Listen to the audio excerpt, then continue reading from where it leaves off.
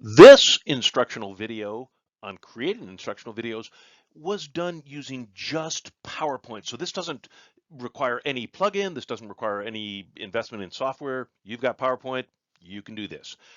So if you saw the video on using Adobe Presenter, you remember my first slide there, present your slides, your animation works just like it does in PowerPoint. It does when you're recording your PowerPoint, but as I like to say, don't get too fancy with that animation. Appear is typically the best thing. But here's a difference when you're using PowerPoint to record as opposed to using something like Adobe Presenter. I would give a half a second of silence at the slide transition.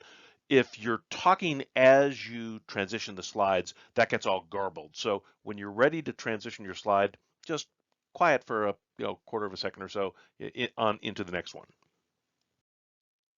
Prepare, but don't script. Same thing I said in my Adobe video.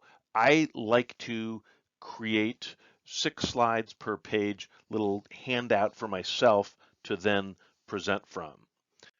Same thing, use screen captures. Screen captures work great when we're creating instructional videos in PowerPoint. But now here's the difference.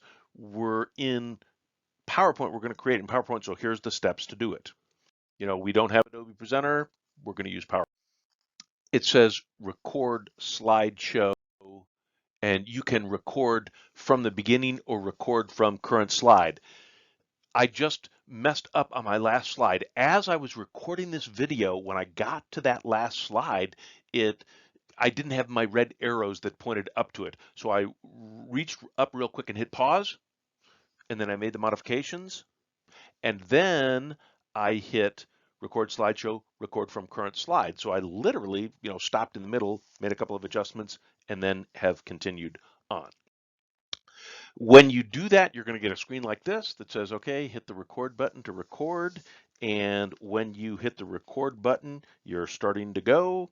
When you're all done, you're going to hit the stop button. When you hit the stop button, you're done. If you have narrations, which of course you do, and timings on the slides, they've been captured automatically, but you want to make sure that they're in the show, the setup show. So go into setup show, and you see the second button there, browsed by an individual. That's what you want there. And advanced slides use timings if present. Say OK to that. And now you just want to save it as an MP4 file.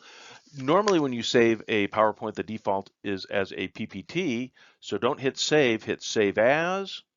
Then go in and scroll on down to MP4 video. You could do a WMV, a Windows Media Video, if you want, but you probably want a MP4.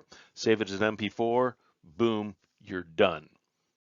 It's easy to create instructional videos in PowerPoint with PowerPoint and no additional software.